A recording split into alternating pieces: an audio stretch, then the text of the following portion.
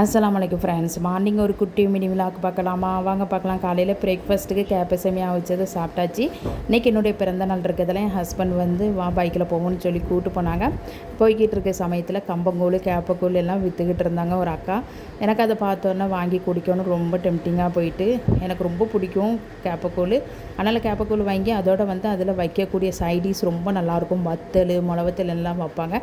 அதெல்லாம் சாப்பிட்டுட்டு அப்படியே வந்தாச்சு. சூப்பர் மார்க்கெட்டுக்கு போயாச்சு. 1-2 திங்ஸ் வாங்குவதற்காக அங்கே போன இடத்துல வாங்கக்கூடிய திங்ஸ் எல்லாம் வாங்கியாச்சு. வாங்கிட்டு அதுக்கப்புறம் என்னென்னா அப்படியே மேலே உள்ள செக்ஷனில் பார்த்திங்கன்னா ஏகப்பட்ட திங்ஸ் வச்சுருப்பாங்க. பீங்கான் சில்வர் எல்லாமே இருக்கும். பிளாஸ்டிக் ஐட்டங்கள் எல்லாமே இருக்கும். அதனால் சும்மா வந்து விண்டோ ஷாப்பிங் தான் பண்ணேன். வேறு ஒன்றுமே வாங்கலை. அதனால் சும்மா பார்த்துக்கிட்டு அதுக்கப்புறம் வீட்டில் வந்து எவ்வளோ திங்ஸு இருந்தாலுமே நம்மளுக்கு வந்து பார்க்கணுன்னா ஒவ்வொன்றா வாங்கணும் தான் தோணும். ஆனால் எதுவுமே வாங்கலை. அதுலேயும் சில்வர் பாத்திரம் பீங்கான் பாத்திரம் பார்த்துட்டாலே வாங்கணும்னு தோணும். ஆனால் எனக்கு நான் ஒன்றுமே வாங்கலை. பார்த்துட்டு அதுக்கப்புறம் என்னென்னா அந்த சில்வர் கிண்ணம்லாம் ரொம்ப அழகாக இருந்துச்சு குட்டியாக. அதுக்கப்புறம் பார்க்கவே அவ்வளோ ஒரு அழகாக இருந்துச்சு. அப்படி பார்த்துக்கிட்டு வந்தாச்சு. என் ஹஸ்பண்ட் வாயம் போவோம்னு சொன்னதால் எனக்கு வந்து அந்த திங்ஸ் எல்லாம் பார்த்துட்டு வெளியே வரவே மனசு இல்லை. பார்த்துக்கிட்டே இருந்தேன்.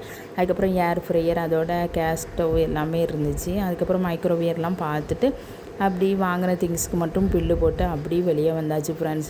அதுக்கப்புறம்னா சூடாக ஒரு கடையில் அல்வா கிடைக்கும். அதை வாங்கி சாப்பிட்லாமான்னு ஹஸ்பண்ட் கூப்பிட்டு போனாங்க. அதையும் வாங்கி சாப்பிட்டாச்சு. சாப்பிட்டுட்டு அப்படியே வரக்கூடிய சமயத்தில் வந்து பனங்கிழங்கு ரொம்ப பிடிக்கும். எனக்கு இந்த சீசன் முடிச்சிட்டோம்னா நம்மளுக்கு நம்ம நெக்ஸ்ட் இயர் தான் கிடைக்கும். அதனால் அதை மிஸ் பண்ணாமல் வாங்கிட்டு வந்தாச்சு. வீட்டில் என்ன சாதம்னு பார்த்தீங்கன்னா காலையில் பிள்ளைங்களுக்கு ரெடி பண்ண சாதமும் அதோட முட்டை ரோஸ்ட்டும் இருந்துச்சு. அதை லஞ்சுக்கு நாங்கள் சாப்பிட்டாச்சு. இந்த நாள் சூப்பராக போச்சு. தேங்க்ஸ் ஃபார் வாட்சிங். Okay bye.